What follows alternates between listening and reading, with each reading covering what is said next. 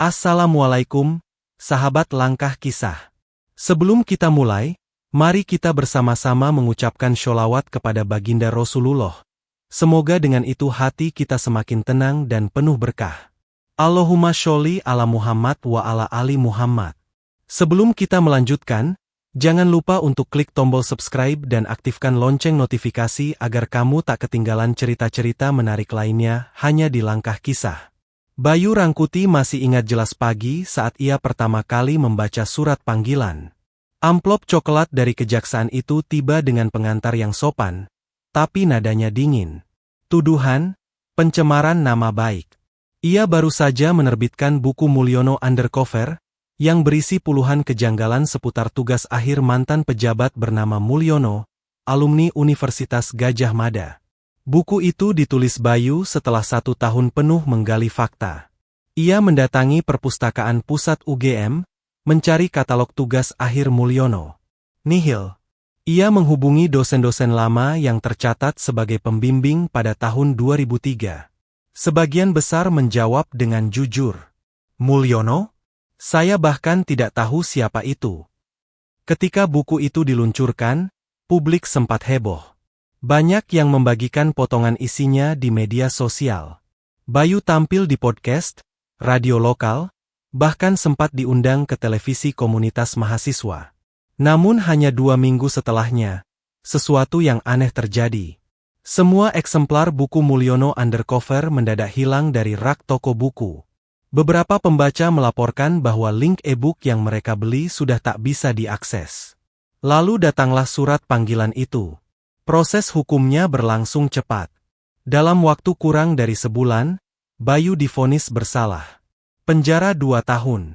Media besar bungkam. Hanya beberapa kanal berita alternatif yang sempat menyinggung kasusnya. Publik pun lambat laun lupa. Namun, mereka yang mengenal Bayu tahu, ia bukan pemburu sensasi. Ia jurnalis jalanan, yang bekerja sendiri, kadang tanpa kamera, hanya dengan buku catatan dan tekad yang kuat. Dan sebelum benar-benar hilang, Bayu sempat berkata kepada rekan sesama wartawan, "Saya tidak bisa buktikan sendiri. Tapi suatu hari, akan ada yang bisa." 3 tahun kemudian, benih yang ia tanam itu akhirnya tumbuh. Bukan oleh jurnalis, bukan oleh aktivis, tapi oleh seorang lelaki tua dari Jakarta yang dikenal sangat teliti. Dr. Mahendra, ahli forensik dokumen. Dan semua akan berubah. Di sebuah ruangan laboratorium kecil di Jakarta Selatan, cahaya lampu ultraviolet menyinari halaman demi halaman dokumen tua yang dibentangkan dengan hati-hati.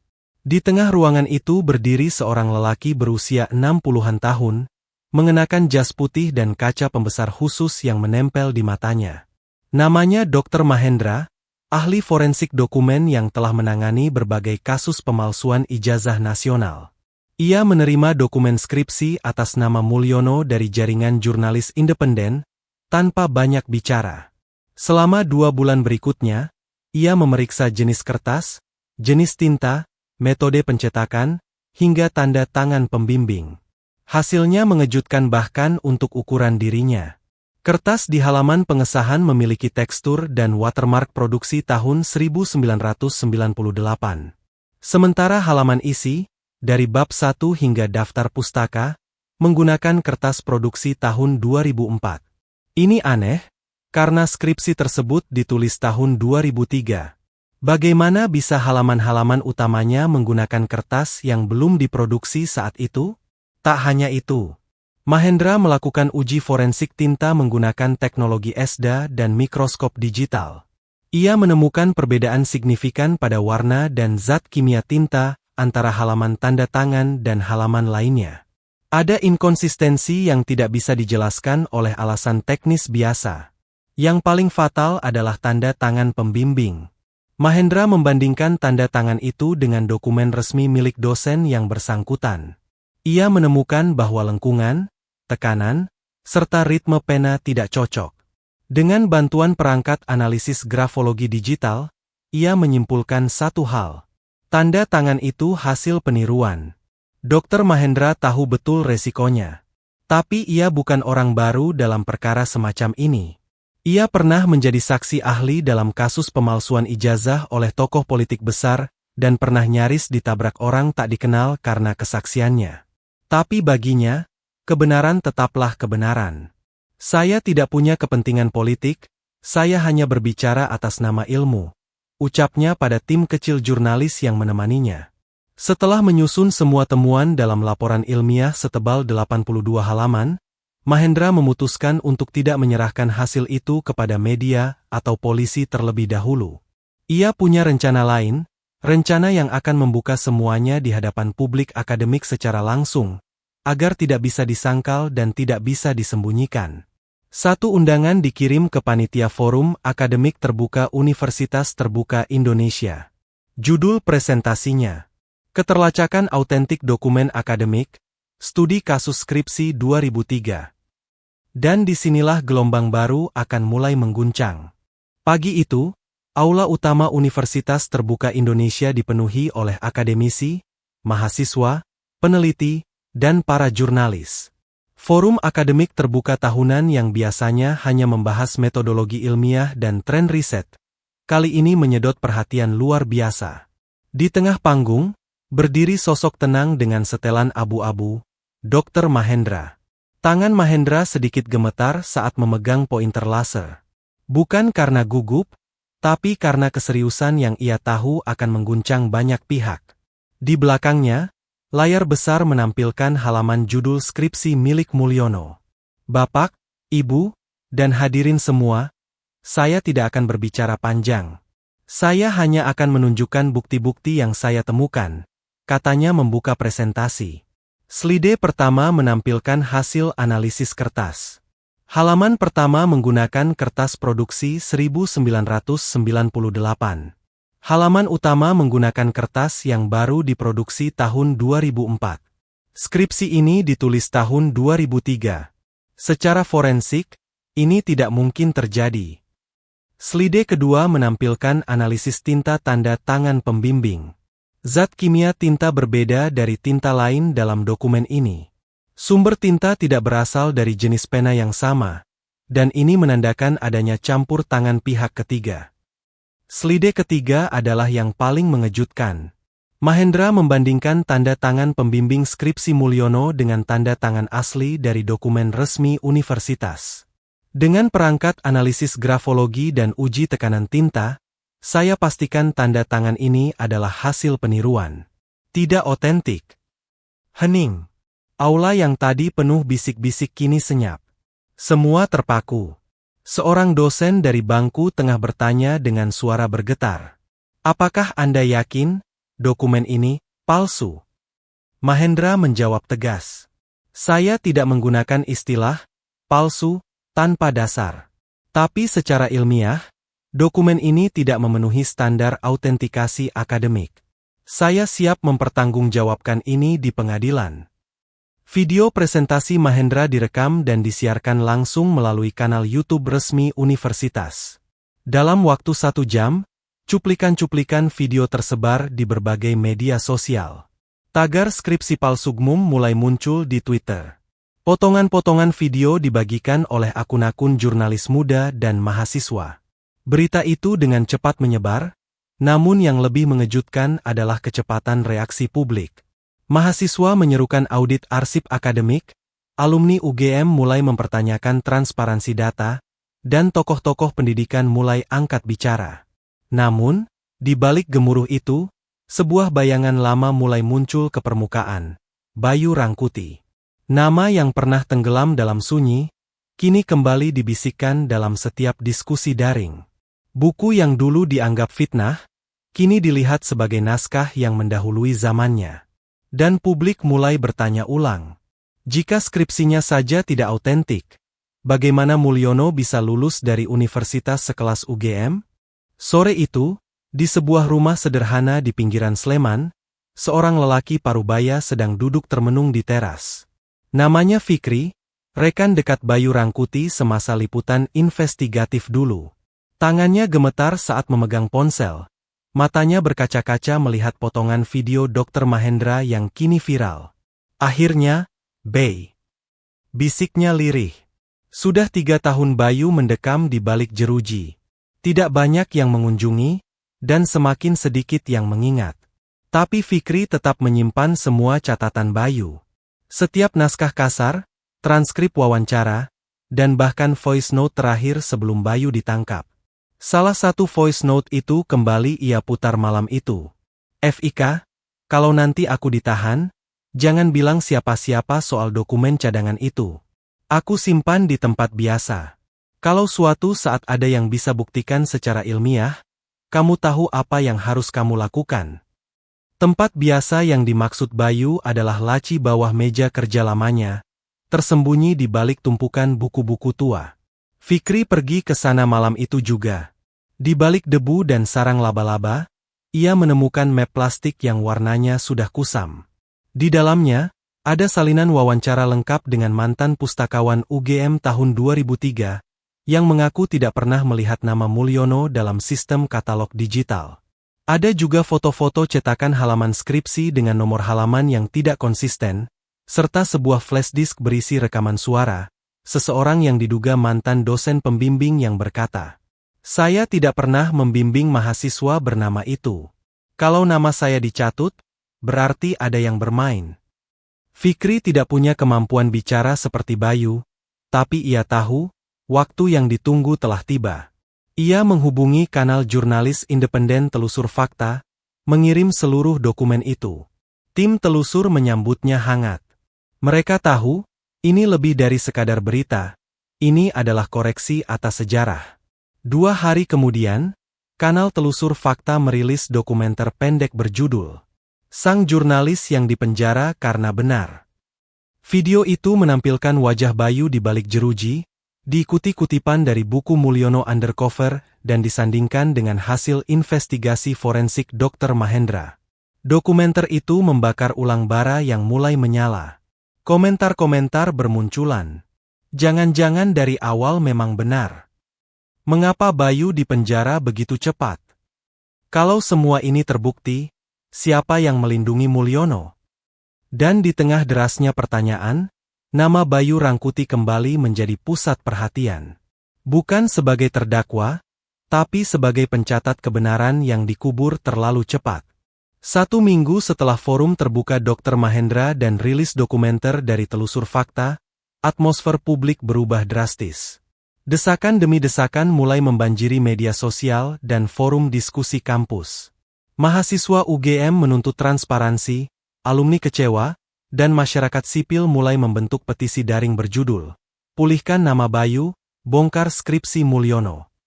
Di Jakarta, Komisi Ombudsman menerima puluhan laporan resmi yang meminta audit arsip akademik UGM. Sementara itu, Kemenristekdikti akhirnya angkat suara.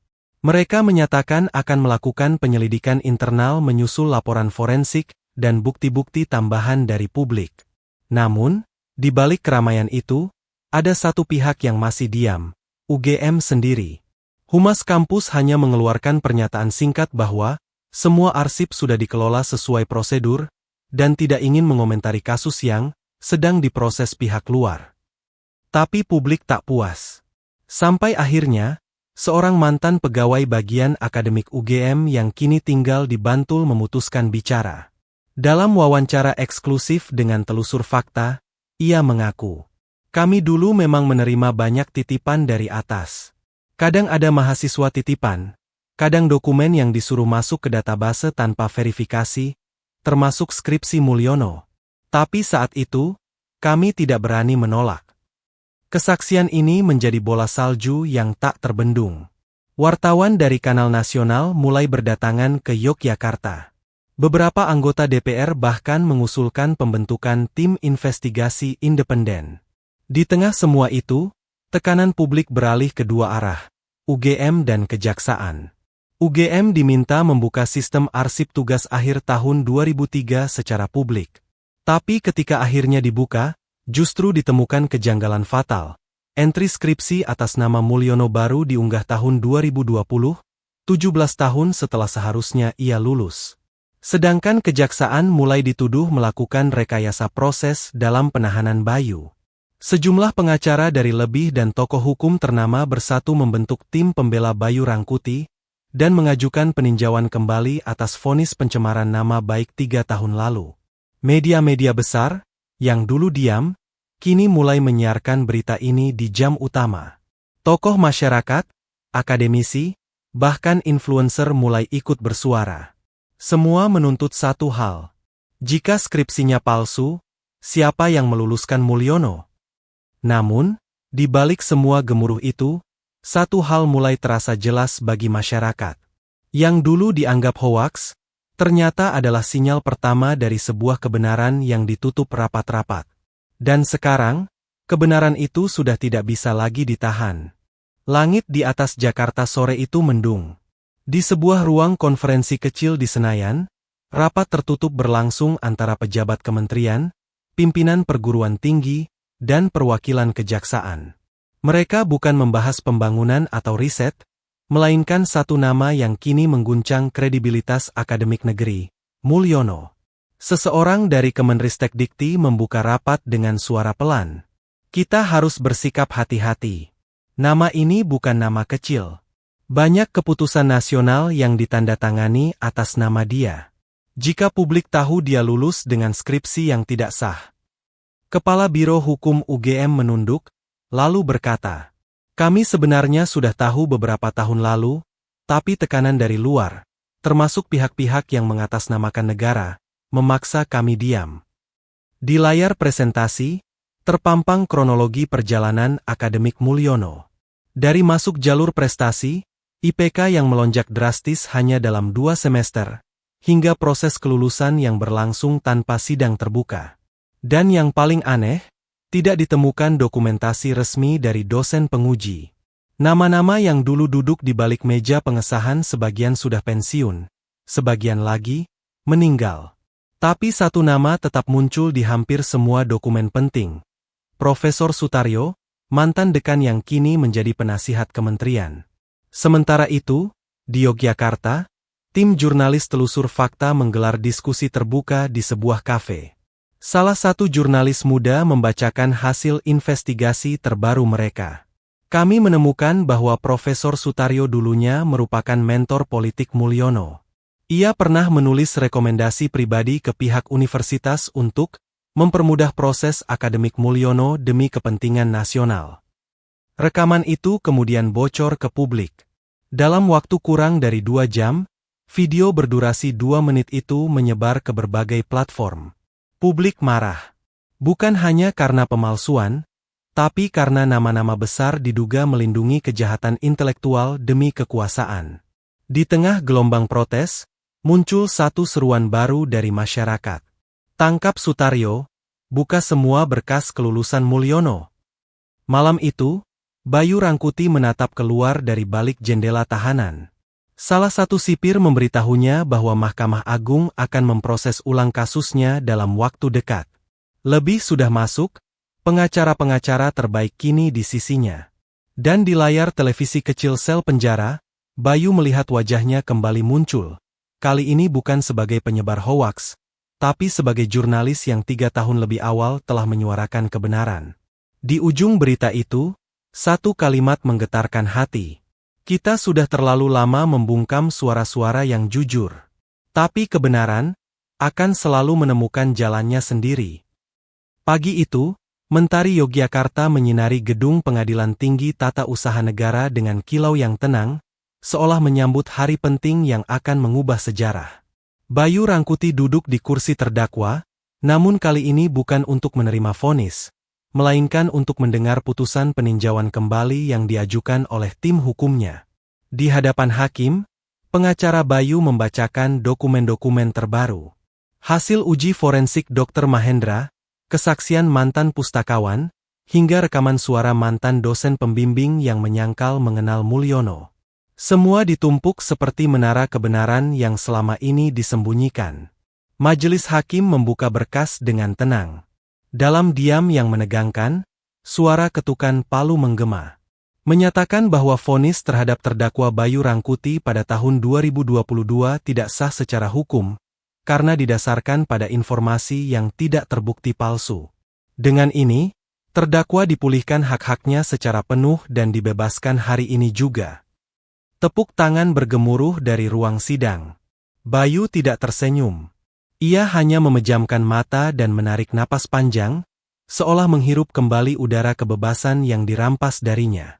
Tangannya menggenggam erat naskah Mulyono Undercover, yang selama ini menjadi saksi bisu perjuangannya. Di luar gedung pengadilan, ratusan mahasiswa, jurnalis, dan aktivis telah berkumpul. Saat Bayu melangkah keluar, sorak-sorai meledak. Mikrofon disodorkan, kamera diarahkan, tapi Bayu hanya berkata lirih. Saya bukan pahlawan. Saya hanya mencatat apa yang orang lain sembunyikan. Keesokan harinya, nama Bayu menjadi trending topik nasional. Dokumenter telusur fakta versi panjang ditayangkan di kanal-kanal utama. UGM akhirnya mengeluarkan pernyataan resmi, meminta maaf atas kelalaian dalam mengelola arsip dan menyatakan akan melakukan evaluasi menyeluruh terhadap semua data akademik. Namun, yang paling mengguncang adalah konferensi pers dari Profesor Sutaryo. Dengan suara berat dan wajah murung, ia mengakui telah membantu memperlancar kelulusan Mulyono atas dasar kepentingan politik dan tekanan eksternal. Ia menyatakan mundur dari semua jabatan akademik dan menyerahkan diri untuk diperiksa. Dan Mulyono? Ia menghilang. Tidak hadir di ruang publik, tak menjawab panggilan wartawan, dan semua akun media sosialnya lenyap. Tapi publik sudah tahu, bukan hanya skripsinya yang palsu, melainkan seluruh perjalanan akademiknya. Hari itu, Bayu berdiri di halaman kampus UGM, tempat ia dulu dilarang masuk karena dianggap penyebar fitnah. Sekarang, ia diundang secara resmi untuk berbicara dalam diskusi terbuka tentang integritas akademik dan kebebasan pers. Suaranya tenang ketika berkata, "Yang kita lawan bukan hanya pemalsuan dokumen, tapi sistem yang melindungi kebohongan demi kenyamanan. Dan selama masih ada ruang untuk jujur, saya akan terus menulis." Langit senja menyelimuti Jogja. Di tangannya, Bayu memegang pena, bukan sebagai senjata, tapi sebagai lentera. Karena bagi mereka yang mencintai kebenaran, kebebasan bukan hadiah. Itu harga yang harus dibayar.